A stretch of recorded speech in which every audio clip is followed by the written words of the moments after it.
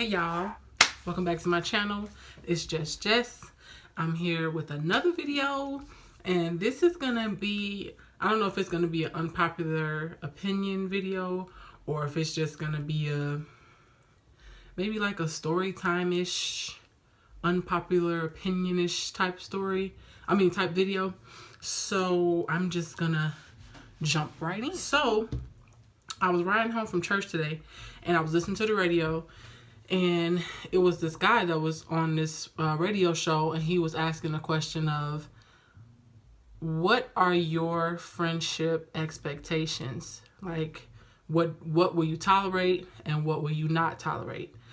So I got to thinking, like, man, I mean, I'm one of them type of people, like, if somebody asks something random on the radio like that, I'm the type of person that's gonna be like, damn, what do I expect from my friendships, and what kind of friend am I, that type of thing. So first of all, let me just start off by saying what kind of friend I am.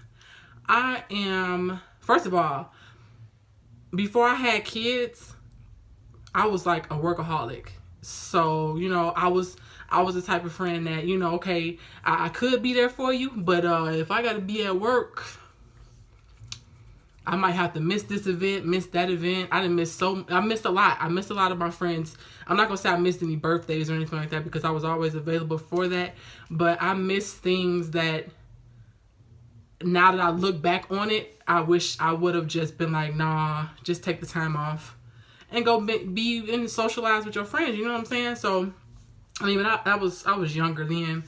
But yeah, I'm that type of friend that if you need me, call me. If it's anything I can help you with, if you need a listening ear just to vent to somebody, I'm that type of friend, and if you need support with any type of business that you got going on, some kind of creative, we need to have some type of something as far as helping you get your business started or whatever. I'm that type of the supportive friend.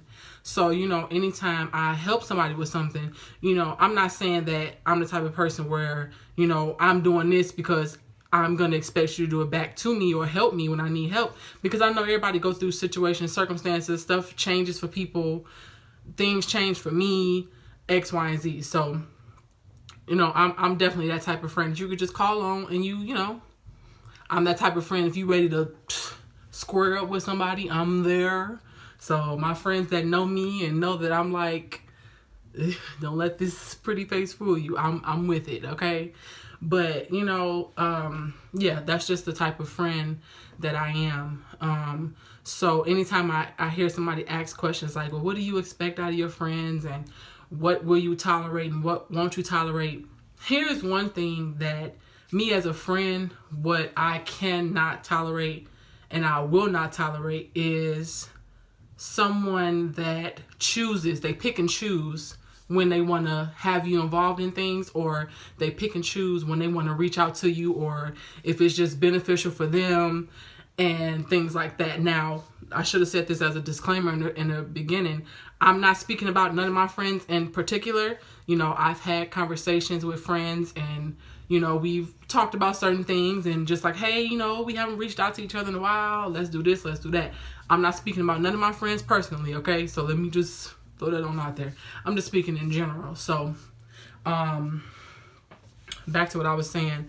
Yeah, so somebody that just picks and chooses when they want to have you involved, and especially like milestone type of things. Like if you're getting ready to get married, anything that's something major that's going to be life changing for you, you know what I'm saying? Your friends want to be involved in that. So I did have a friend that I was friends with her for since like elementary school. And, we were good friends, best friends. Like, yeah, that's my best friend. That's my best friend. Hey, you better. That was my best friend, and, it was a thing of, okay, once we got to a certain age, we all started thinking like, man, I'm not at home no more. I'm not living at home. I'm on my own. So now I have to start making adjustments to, have me living out here. I don't want to be out here looking bad, living, whatever.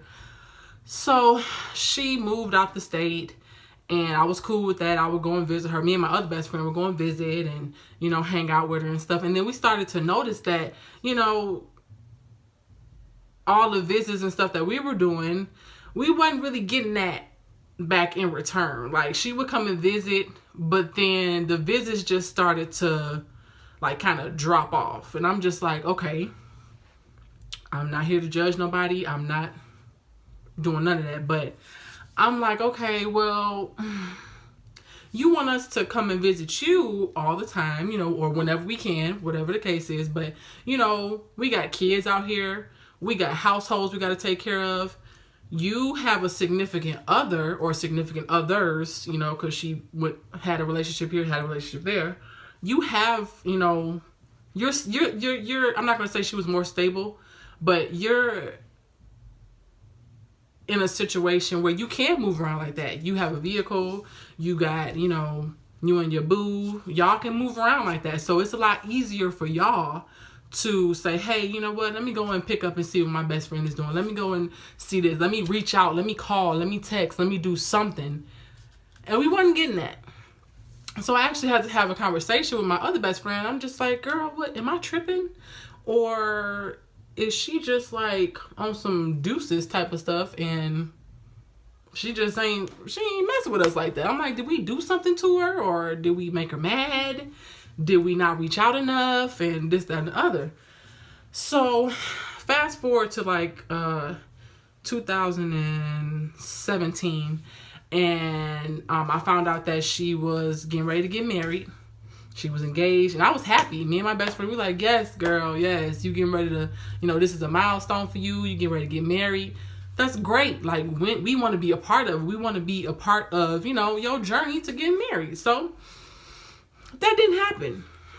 And I'm going to be the first one to say that it pissed me off. Okay. It pissed me off because, you know, like I said, when you invest so much time into a friendship and, you know, you being open and you're, you know what I'm saying? You, stuff like that, when it comes to milestones like that, you want to be a part of all that. So the accumulation of that and us not being a part of her wedding and everything, or I don't even know if she got married because I just stopped talking to her. I got so frustrated and fed up to the point where I just stopped talking to her. I didn't feel the need. I didn't feel the need to reach out anymore. I didn't feel the need to do none of that because I wasn't getting no response back. So, you know, and every time I would get a response, it was like, well, I changed my number. I did this. I did that. I did this. And I'm like, okay, cool. You changed your number, but my number hasn't changed. So what happened? You know what I'm saying? But that's just one thing that I can't tolerate. That it's enough that, you know, like I said, we already all of us are, you know, out here and, you know, we living, we surviving, we taking care of kids, we doing that, we doing this, we doing that. So it's like, if it's not being, you're not getting something back. And I don't want to sound selfish because, you know, I'm not always looking for a benefit from my friend. You know, is it nice to have benefits with your best friends or whatever? Sure it is, because you never know when you're going to be down and out. I didn't live with my best friend before a couple times, actually. So it's like, you never know when you're going to be down and out. So I'm not trying to say that. It's just like, you know, if you're not getting that in return and you done tried, it's just like you gotta wash your hands of the situation. Now, with me and the girl I was saying, I'm talking about just a few minutes ago. Now, it was a thing of I met her family, and you know I'm still cool with everybody. I just have to take myself out of that. I don't want to call it toxic because it's not a toxic friendship. It's just like that. It was like a vacancy. Like, I'm talking to a brick wall. Like, I'm talking to a wall. Like, you know what I'm saying? So I had to take myself out of that. Now, I never try to bash her. I never try to bash on her family because we didn't all been there for each other. We didn't all have fun together. I done slept over, all that type of stuff. So, but it's like when you're not getting that same energy you putting out, like keeping that same energy, you be like, this is not the type of energy I would expect from somebody I've been with for, been friends with for damn near 18 years, 17 years, something like that. You know, I wouldn't expect that type of energy. So you got to remove yourself. And, you know, that's that. But yeah, friendships are tricky though, you know, because you never really know who's happy for you. You never really know who will support you when it comes to anything that you're trying to venture off into. You never know that, but that's when you figure out who your real friends are. Anybody that supports you and whatever you do, if you come and say to them, girl, I want to be an astronaut. And you know what I'm gonna say? Well, how we gonna do it? What we gotta sign up to be an astronaut? Like, what do you need from me for you to become an astronaut? Because bitch, we gonna figure it out. You know what I'm saying? That type of thing. So I don't know. Like I said, friendships are tricky. You know, and you never know what somebody's true intentions are as far as being your friend. If they just trying to, you know, keep you close. Because they really thinking that they really your enemy, but they trying to keep you close because you keep your friends close and your enemies closer, that type of thing. You never know until it's too late. And then by that time, you be so upset about the situation, you just cut them off. And some people are like, well, you shouldn't cut people off. You should be understanding and all this stuff. And it's like, nah, everybody don't operate like that. Everybody don't feel like that. And people just don't do that. So let me see if I had any other points to my question. Nope, I don't.